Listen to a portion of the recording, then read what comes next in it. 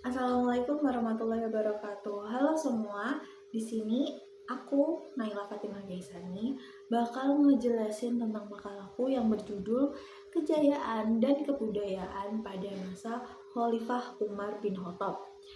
Beliau adalah salah satu Khulafaur Rasyidin. Beliau juga pemimpin yang memiliki kontribusi paling besar dalam perkembangan Islam.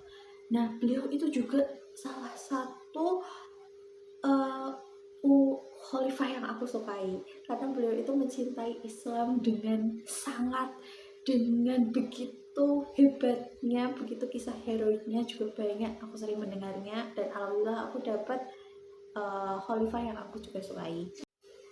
Nah, Khulafaur Rasyidin adalah sebutan untuk pemimpin-pemimpin Islam yang langsung menggantikan masanya Rasulullah Shallallahu Alaihi Wasallam. Jadi ketika Rasulullah Shallallahu Alaihi Wasallam wafat, beliau digantikan oleh sahabat-sahabatnya, yaitu ada Abu Bakar, Umar, Utsman dan juga Ali. Nah, setelah Ali bin Abi Thalib wafat, dilanjutkan oleh yang lain, yaitu Muawiyah bin Sufyan.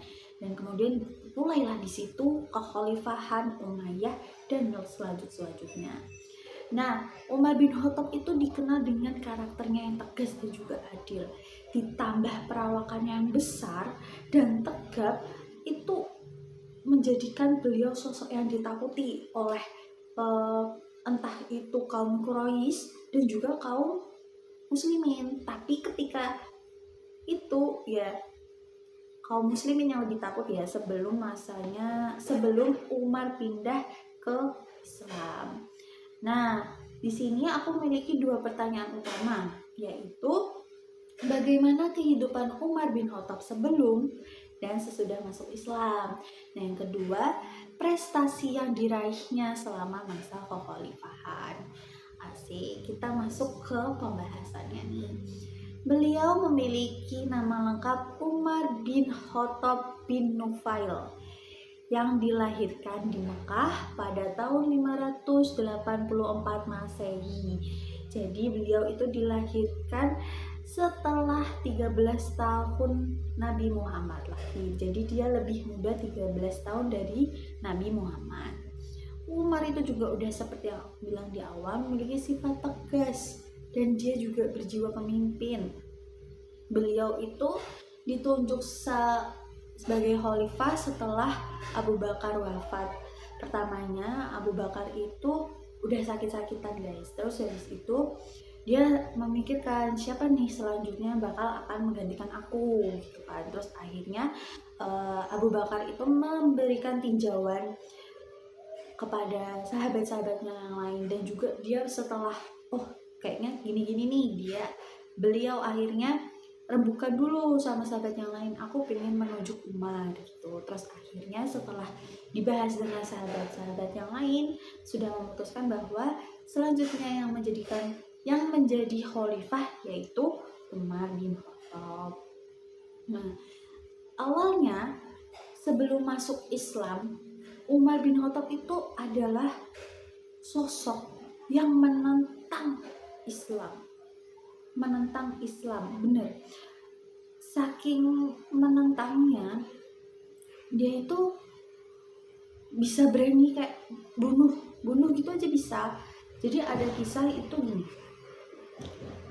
Umar itu membenci Islam. Dia memiliki saking membencinya, ketika itu dia memiliki budak yang muslim kan. Terus habis itu disiksa tuh dari pagi sampai malam. Itu saking dia benci Islamnya, dia itu memberikan sedikit waktunya untuk menyiksa budaknya. Awalnya sih budaknya doang.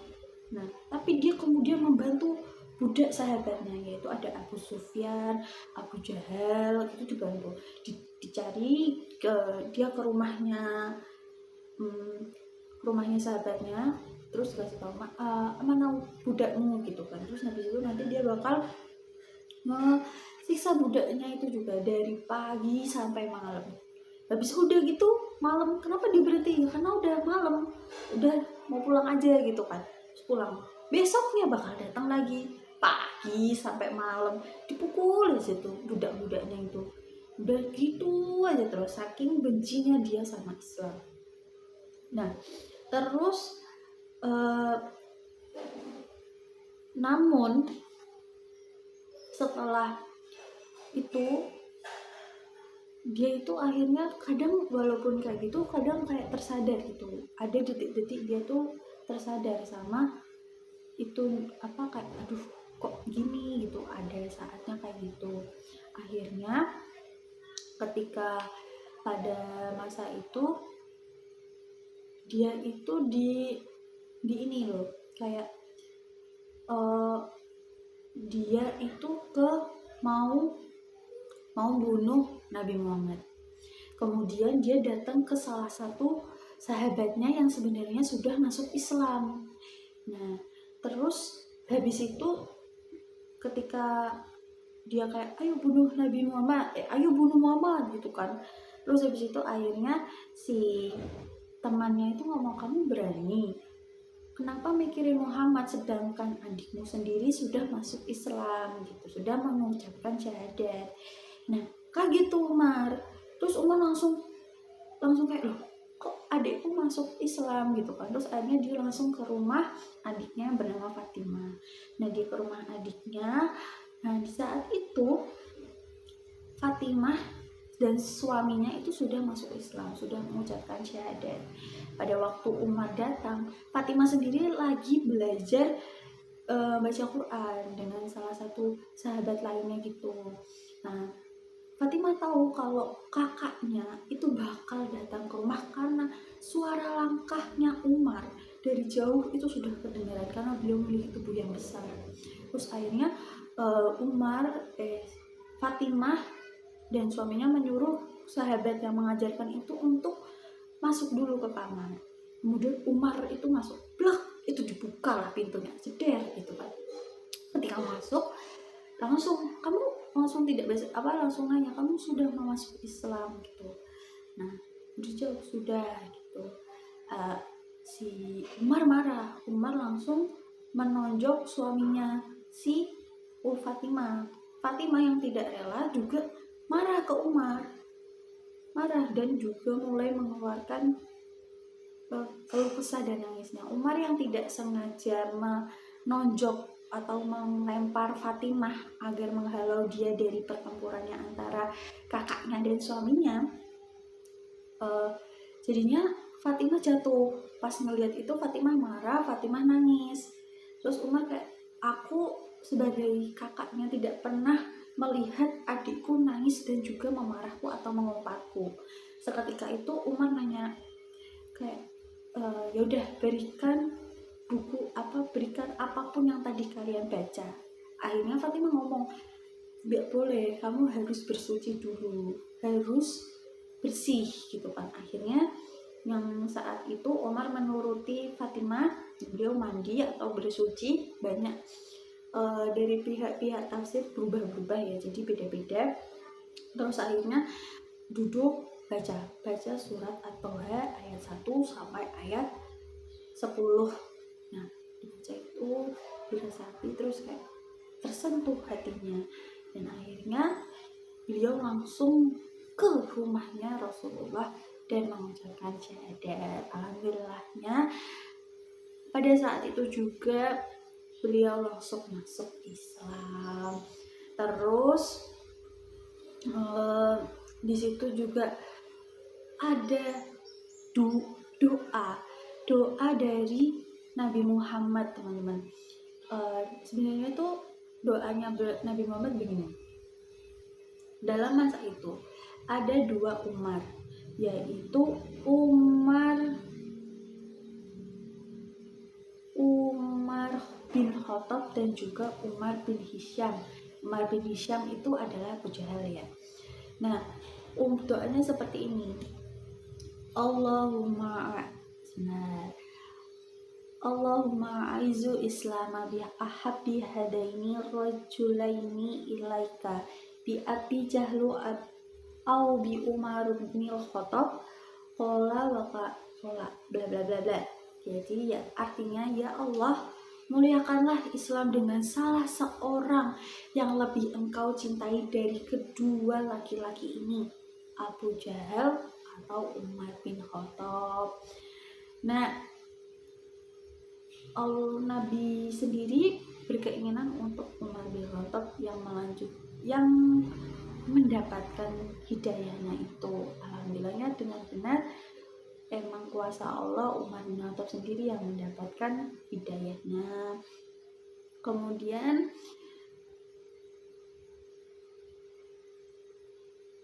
setelah masuk Islam, yang tadi itu Umar itu diajarkan ajaran-ajaran Islam oleh Nabi Muhammad. Pada saat itu Umar bertanya kepada Nabi Muhammad, "Ya Rasulullah, Islam itu kan benar. Islam itu kan sudah ada tatanannya, sudah urut dengan patuh mematuhi Allah gitu kan. Terus lalu orang-orang yang di luar itu berarti salah gitu kan?" Iya, salah, karena mereka tidak di bawah kebenaran, tidak di bawahnya Allah. Ya udah, kalau begitu marilah kita peperangi mereka gitu. Marilah kita perangi mereka, mari kita tunjukkan jalan yang benar. Namun Rasulullah menjawab dengan, itu belum saatnya kita memerangi karena belum ada titah dari Allah gitu kan. Nah, ada satu juga, Umar itu tidak menyukai adanya dakwah secara diam-diam, karena pada saat itu dakwah secara diam-diam ya, karena belum banyak yang masuk, karena masih ragu-ragu dan juga tidak berani ya, banyak lah. Terus akhirnya Umar itu menginginkan untuk dakwah secara terbuka. Beneran dia langsung di saat itu kan Ka'bah nggak boleh dimasuki oleh umat muslim. Di situ Umar mengajak sama kaum musliminnya diajak itu ke Ka'bah dengan 2 baris yang dipimpin langsung oleh Umar. Nah, dipimpin oleh Umar itu terus langsung ini, kaum Quraisynya nggak ada yang berani deketin, karena Umar itu emang dikenal dengan tegas, kuat, ganas, kejam lah pokoknya itu. Si Umar itu sebenarnya nyeremin guys, tapi sebenarnya dia tuh memiliki hati yang lembut, yang baik, bener-bener lembut gitu. Kalau kalian tahu sebenarnya pada masa Umar masuk Islam, dia langsung nyari tuh, detik itu juga dia langsung nyari ke salah satu tokoh yang dia itu sebenarnya kayak labeturah gitu. Jadi ada omongan sedikit dia yang langsung nyebar gitu kan. Nah, orangnya itu dekat di Ka'bah. Si Umar langsung deketin ke Ka'bah itu. Di Ka'bah dia dikasih tahu kalau aku sudah memasuki Islam, aku sudah bersyahadat. Dengan itu langsung yang labeturahnya langsung, Umar sudah masuk Islam. Langsung pemimpin kaum Quraisy langsung pada tanya, beneran kamu sudah masuk Islam, Umar gitu kan? Ya benar, asyhadu alla ilaha illallah wa asyhadu anna muhammadar rasulullah, dikasih tahu gitu. Akhirnya langsung tuh Umar dikebukin dari banyak orang, dari pemimpin Quraisynya itu, dari pagi sampai malam dikebukin. Terus habis itu ya udah Umar terima, sampai akhirnya malam dia udah capek, ditarik satu pemimpin Quraisy, ditaruh pedang di lehernya, bawa semua orang ini pergi meninggalkan sini, atau salah ini tak bunuh gitu kan. Terus akhirnya pada pergi. Besoknya kayak gitu lagi, asyhadu alla ilaha illallah wa asyhadu anna muhammadar rasulullah, dia kasih tahu kayak gitu, dikebukin lagi sampai malam. Terus akhirnya nanti ditarik satu pemimpin Quraisynya, dikasih lagi pedangnya di lehernya, bubarkan gerombolan ini atau aku bunuh pemimpinnya, kayak gitu tuh. Itu hebatnya kisah heroisnya, malah jabar lainnya, ya Allah. Terus oh ya, karena ada satu yang ketinggalan. Jadi saking semangatnya Umar membela kaum muslim dan mencintai Islam sebegitu dahsyatnya, Umar dijuluki Al-Faruq, yaitu pemisah antara benar dan salah. Nah, aku masuk ke masalah yang kedua, yaitu ada prestasi Umar bin Khattab sebagai khalifah. Umar bin Khattab mencapai banyak prestasi dalam kepemimpinannya, terutama dalam 3 aspek. Aku aku cuma 3. Yang pertama ada penataan administrasi pemerintahan, kedua ekspansi wilayah Islam, dan yang terakhir melakukan ijtihad atau pembaruan hukum untuk memenuhi kebutuhan masyarakat. Yang pertama ada penataan administrasi pemerintahan. Nah, Umar itu menata pemerintahan dengan pembentukan struktur administrasi sebagai majelis pemusyawarahan dewan dan peradilan. Ia membagi wilayahnya menjadi beberapa provinsi dengan pejabat yang ditugaskan mengelola masing-masing wilayah. Selain itu, Umar membentuk Baitul Mal sebagai lembaga keuangan negara untuk memastikan negara memiliki keuangan dengan baik, dengan dikelola dengan baik juga. Jadi pada masa itu Umar itu memberikan kalau kisaran itu 8 wilayah. 8 wilayah di setiapnya harus ada penjabatnya. Penjabatnya itu ada diwan-diwannya. Yang pertama itu nanti ada gubernur atau namanya wali. Terus ada khotib sekretaris, terus ada khotib ad-diwan, sekretaris-sekretariat militer, terus sohib al-ahdas, penjabat keuangan, qadi, terus serta staf yang langsung dikirim ke pusat. Jadi tetap Umar itu bakal melihatnya semua gitu loh. Dan juga ada satu hal yang dilakukan Umar adalah Umar itu akan mendata seluruh kekayaan pada pejabat yang akan dilantik, karena dia ditakutkannya ada hal korupsi. Jadi beliau mencatat semuanya sebelum dilantik, dan ditakutkannya itu nggak ada korupsi ya. Itu sangat keren sekali gitu kan. Terus ada yang kedua, ekspansi wilayah. Di ekspansi wilayah ini Umar melanjutkan upaya yang dilakukan Abu Bakar. Abu Bakar sudah beberapa menaklukkan wilayah yang kemudian dilanjutkan oleh Umar. Di bawah kepemimpinannya umat Islam berhasil meluas wilayahnya ke Syria, Irak, dan juga Mesir. Penaklukan ini tidak hanya melindungi umat Islam dari musuh, tapi juga memperkenalkan Islam di wilayah-wilayah baru. Aku paling suka ini di kisahnya di bawah. Jadi Umar mengirimkan, yang paling aku suka itu namanya Sa'ad bin Abi Waqqas. Nah, Sa'ad bin Waqqas dikirim ke beberapa wilayah. Sebenarnya yang aku suka Sa'ad bin Abi Waqqas itu dia seperti pedangnya Islam. Jadi dia menaklukkan banyak wilayah dengan pedangnya itu. Terus yang terakhir, ijtihadnya Umar. Umar melakukan ijtihad dalam beberapa aspek yang belum ada aturannya pada masa Rasulullah. Jadi apa yang dimaksud? Jadi ketika pada masa Rasulullah itu belum ada, kemudian dilanjutkan oleh Umar agar ada dan mempermudah jalannya Islam. Nah, yang pertama, dalam ibadah, Umar mengatur sholat tarawih berjamaah. Jadi itu kisahnya pada saat itu, Umar itu melihat bahwa kaum muslimin ketika sholat itu pada mencar-mencar sholat tarawihnya. Nggak kayak biasanya. Kalau biasanya kan subuh, asar, maghrib, isya, mereka itu kan jamaah. Itu mencar gitu. Terus akhirnya Umar berkata kayak, wahai kenapa kalian berpencar, marilah kita bersama. Akhirnya saat itu juga dan selanjutnya mereka sholat tarawih secara bersamaan. Terus ada juga menambah kalimat dalam azan subuh yang pertama kali dikumandangkan oleh Bilal bin Rabah. Kemudian di bidang hukum dan sosial, ia mendirikan Baitul Mal. Baitul Mal sendiri mengatur pembagian tanah rampasan serta memberikan aturan hukum bagi pemabuk. Dan masih banyak lagi tentunya ya, cuma aku kisaran besarnya aja. Nah, dan sekitar segitulah yang dari awal dan dari akhir. Dari pembahasan ini kita dapat melihat Umar bin Khattab itu pemimpin yang sangat luar biasa ya teman-teman. Kalian juga bisa lihat di banyak sumber kok, nanti di YouTube juga ada, itu seru-seru semua teman-teman. Terus ketegasannya dibarengi dengan kebijaksanaannya dan hatinya yang lembut. Walaupun Umar memiliki perawakan yang besar, tegas, adil, keras, tapi dia itu pernah menangisi anak kecil karena anak kecilnya itu belum makan, teman-teman. Terus akhirnya dia beli gandum ke Baitul Mal, diberikanlah kepada anaknya itu. Dia nangis. Jadi hatinya dia itu juga lembutnya, teman-teman.